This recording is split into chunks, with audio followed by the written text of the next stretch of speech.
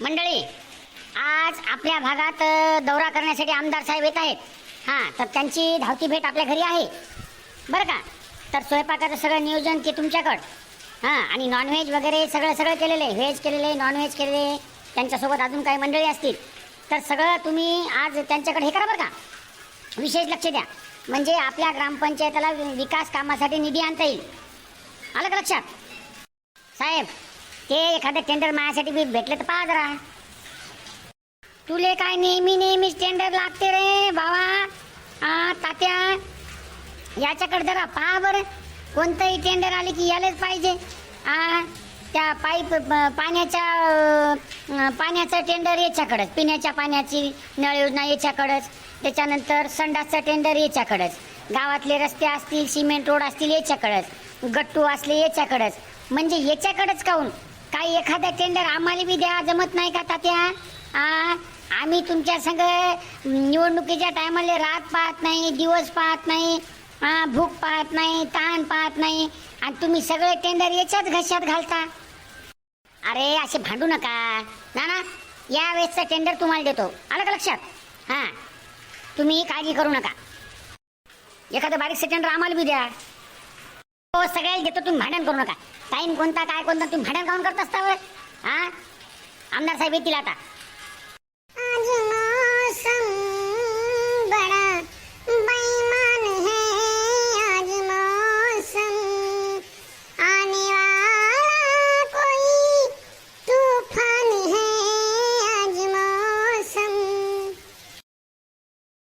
मोसमाच्या पोटच्या असं काही म्हणजे आवडणार नाही आपल्याला.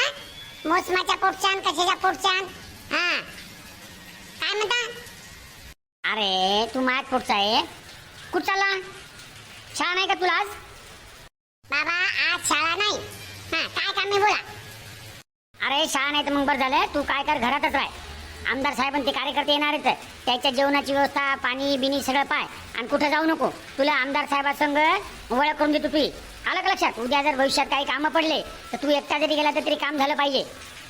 बाबा त्या राजकारणात आपल्याला इंटरेस्ट नाही, आधी सांगून ठेवतो. अरे तुला कुठं आमदार करायला लागलो मी? तू ऐकत आहे ना अगोदर काय म्हणते माणूस, ते ओळख कामी पडत असते. हां बरं मी बाहेर थांबतो. तात्या, आमदार साहेब आले. बरं. नमस्कार आमदार साहेब, या. नमस्कार सरपंच. काय चाललं? काही नाही, मस्त. तुमचा आशीर्वाद आहे. बसा सरपंच, तुम्ही पण बसा. नागोराव, बाबराव, या बसा. नाही ना, आमदार साहेबा एवढ्या माणसासोबत नाही बसता येणार ना. बसा. तुम्ही तंटामुक्ती अध्यक्ष आहेत, बाबराव शालेय व्यवस्थापन समिती अध्यक्ष आहेत. बसा. हां, आणि तुम्ही दोघं काय करा, जेवणाचं पाहा एकदा. जा बरं साहेब. तात्या, ते टेंडरचं मनानं. अहो थांबा थोडं, आत्ताच आले साहेब. जरा चहा पाणी वगैरे काही होऊ द्या. सरपंच, काय म्हणते तुमच्या गावचा विकास? तसं गाव मला छान वाटलं. दोन्ही तर्फा झाडं लावलेले आहेत, सगळीकडे गट्टूचे रस्ते झालेले आहेत, सिमेंटचे रस्ते झालेले आहेत. खूप छान.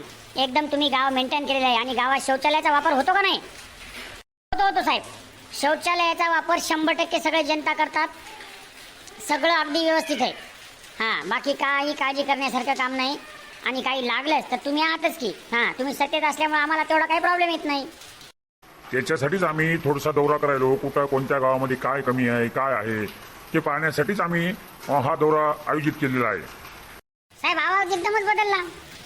हो, तो सर्दी झाल्यामुळे थोडासा आवाज कमी जास्त होतो माझा. हां, सर्दी झाली त्याच्यामुळं थोडीशी तब्येत पण बरोबर नाही, वातावरण जरासं बरोबर नाही. हां, गण्या इकडे. काय बाबा? पूर्ण तुझी ओळख करून देतो साहेब. हा माझा मुलगा गणेश, 9व्या वर्गामध्ये आहे. हां, हॅलो सर. वानेर तोंड्या, दोन्ही हात जोडून नमस्कार सर म्हणायचं. हां, आमदार साहेब येते ते.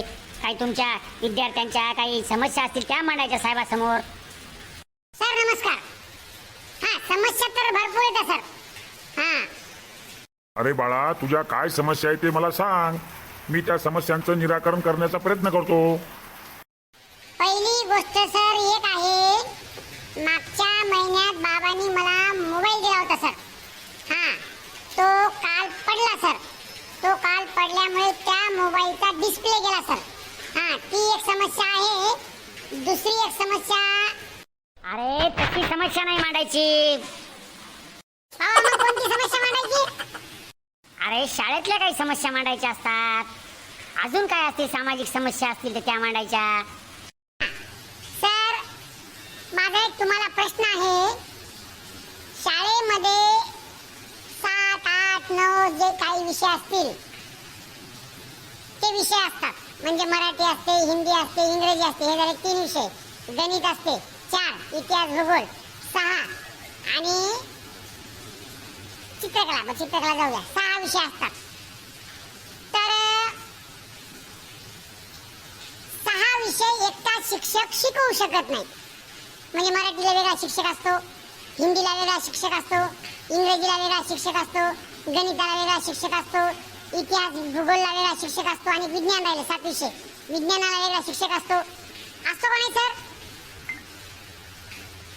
म्हणजे 7 विषयाला 7 शिक्षक असतात. हो, बरोबर आहे बाळा तुझं. प्रत्येक विषयाला एक स्वतंत्र शिक्षक असतो, म्हणजे त्याला तो विषय पद्धतशीरपणे शिकवता येईल.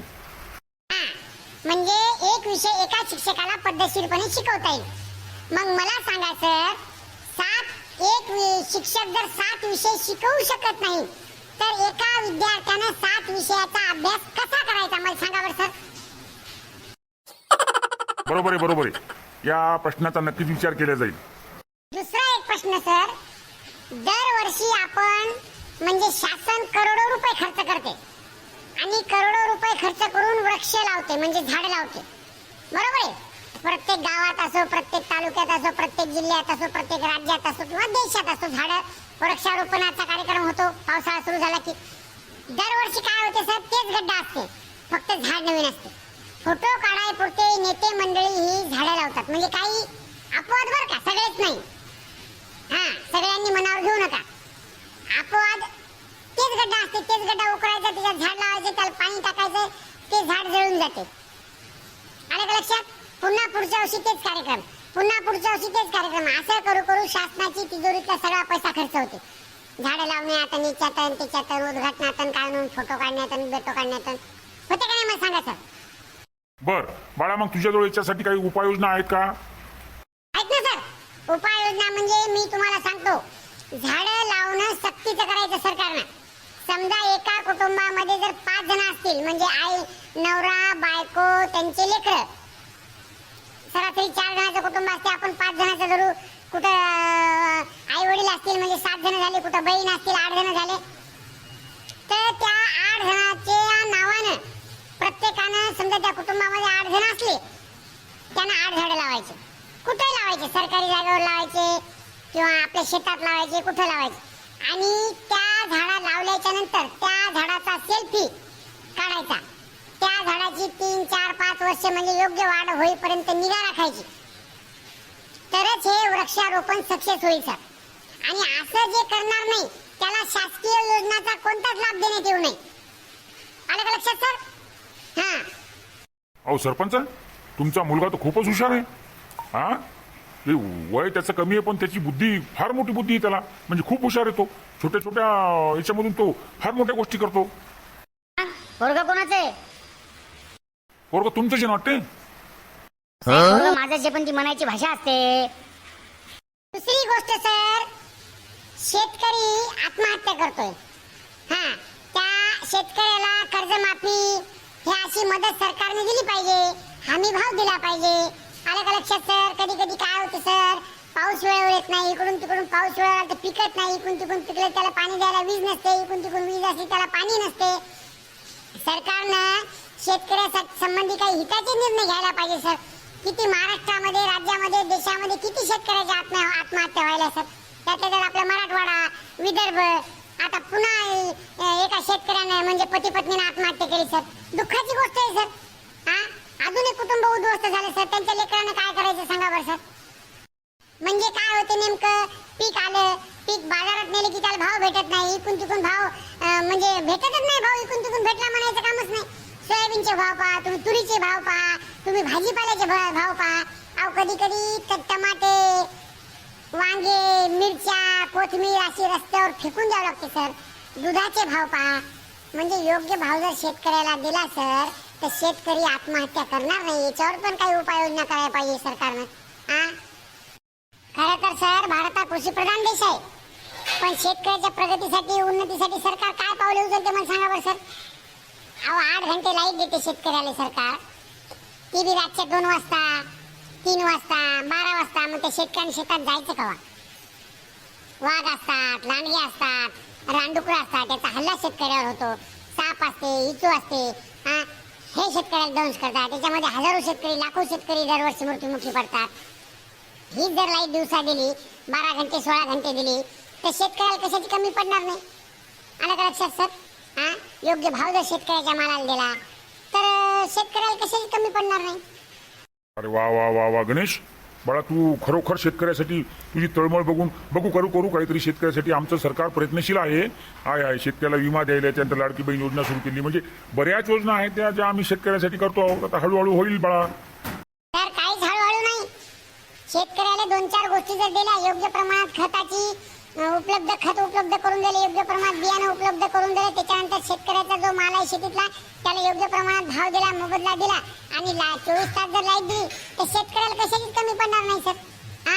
शेतकऱ्याला एक तर बँका कर्ज देत नाही, जिकून तिकून कर्ज द्यायला गेले की 7-12 आणा, पासपोर्ट फोटो आणा, बँकेचं काय आणा, तुमचं नील सर्टिफिकेट आणा. म्हणजे किती कुठं येतं सर. मान्य आहे सरकार काहीतरी करायला, पण अजून ठोस काहीतरी करण्याची गरज आहे सर शेतकऱ्यासाठी. कारण शेतकरी जगला तरच समाज जगेल सर, माणसं जगतील, लोक जगतील, जग म्हणजे देशाची प्रगती होईल सर, है का नाही. अरे बाळा, अशा बऱ्याच योजना आहेत शेतकऱ्यांसाठी. त्या बऱ्याच योजना आम्ही राबवत असतो, है का नाही. त्याच्यामुळं अजून काही भविष्यामध्ये शेतकऱ्यासाठी काही करता येईल ती बघू आम्ही. सर करा. आणि काही मंत्री, काही आमदार शेतकऱ्याला उगा नाव ठेवत असतात. म्हणजे काही म्हणतात तुम्हाला आम्ही हे देतो, तुम्हाला आम्ही ते देतो. शेतकरी असं एखाद्या शेतकऱ्याने आत्महत्या केली तर ते प्रेम प्रकरणापायी केली.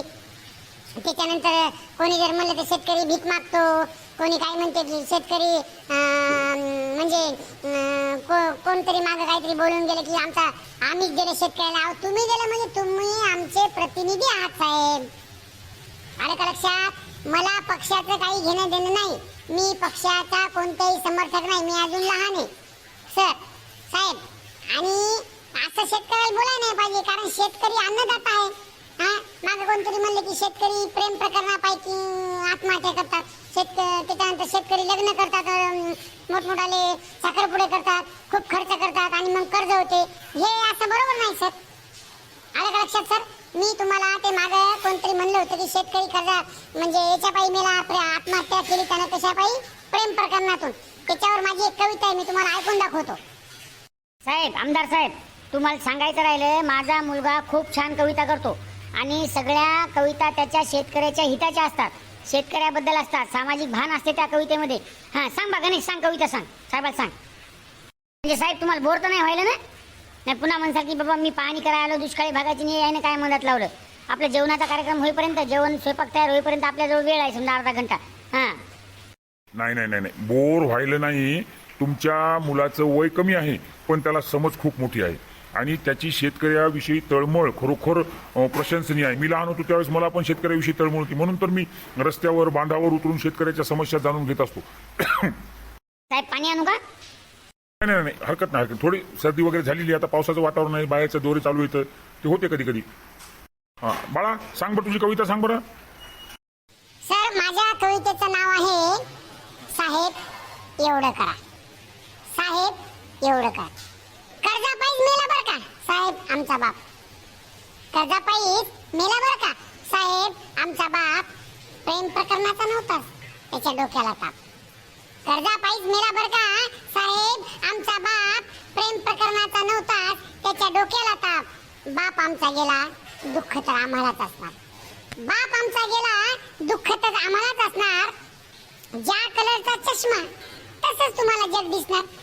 दारू जुगारासाठी बापाकडे वेळच नव्हता. ते कोणतरी म्हणलं होतं मागं, पण शेतकरी जुगार खेळतो, दारू पितो, प्रेम प्रकरण करतो.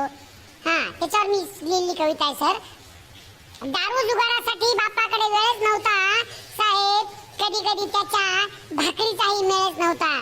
उपाशी तापाशी राहून हाणावा लागतो वखर बरं, उपाशी तापाशी राहून हाणावा लागतो वखर बरं, तवाच मिळते पोटाले पोटभर भाकर बरं. महागाई, दुष्काळ, गारपिटी सारखे कितीतरी प्रश्न असतात. शेतकऱ्याच्या आयुष्यात महागाई, दुष्काळ, गारपिटी सारखे कितीतरी प्रश्न असतात. तुमच्या जगात साहेब रोज रोज जश्न असतात.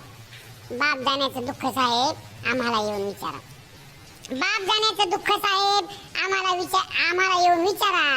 आत्म्याला त्यांच्या दुखवू नका साहेब, फक्त एवढंच करा. आत्म्याला त्याच्या दुखवू नका साहेब, फक्त एवढंच करा. अरे वा वा वा वा, खूपच सुंदर गणेश, खूप सुंदर कविता म्हणली तू, खूपच सुंदर. अक्षरशः डोळ्यातून पाणी आलं आणि वास्तव कविता मांडली तू. नाही, शेतकऱ्यासाठी आपण बरंच काही करण्याचा प्रयत्न करणार आहोत. हळूहळू होईल, एकदम नाही होत, कोणती गोष्ट होत नसते.